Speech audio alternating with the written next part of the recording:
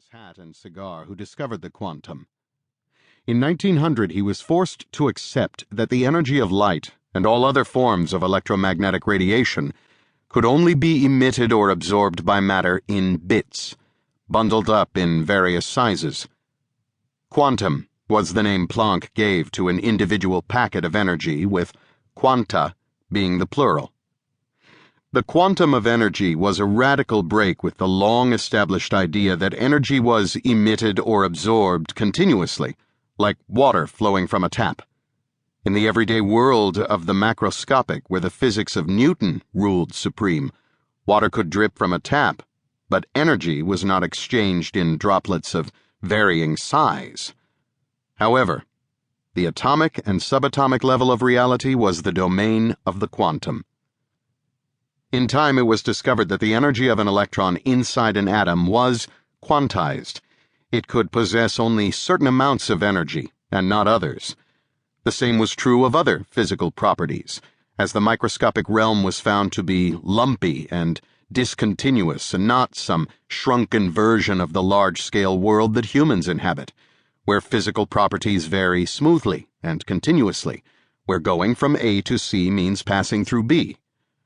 Quantum physics, however, revealed that an electron in an atom can be in one place and then, as if by magic, reappear in another without ever being anywhere in between, by emitting or absorbing a quantum of energy.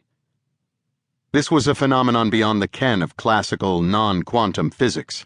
It was as bizarre as an object mysteriously disappearing in London and an instant later suddenly reappearing in Paris, New York, or Moscow.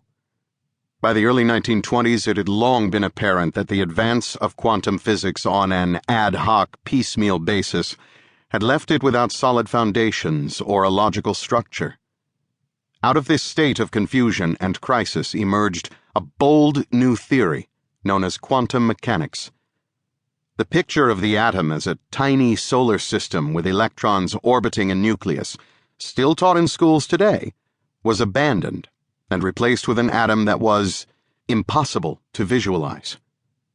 Then, in 1927, Werner Heisenberg made a discovery that was so at odds with common sense that even he, the German wunderkind of quantum mechanics, initially struggled to grasp its significance.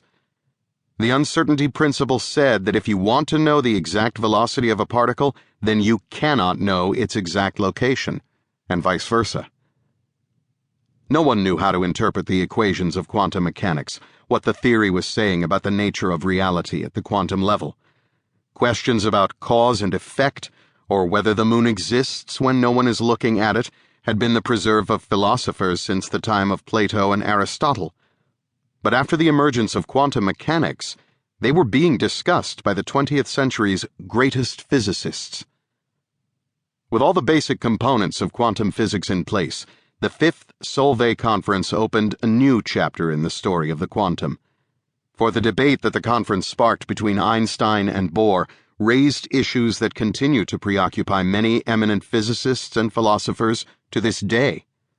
What is the nature of reality, and what kind of description of reality should be regarded as meaningful? No more profound intellectual debate has ever been conducted, claimed the scientist and novelist C.P. Snow. It is a pity that the debate, because of its nature, can't be common currency. Of the two main protagonists, Einstein is a 20th century icon. He was once asked to stage his own 3-week show at the London Palladium. Women fainted in his presence. Young girls mobbed him in Geneva. Today, this sort of adulation is reserved for pop singers and movie stars. But in the aftermath of the First World War, Einstein became the first superstar of science when in 1919 the bending of light predicted by his theory of general relativity was confirmed.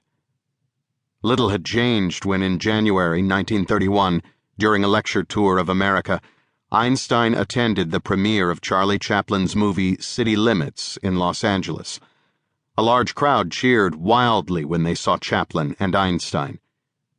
"They cheer me because they all understand me," Chaplin told Einstein, "and they cheer you because no one understands you." Whereas the name Einstein is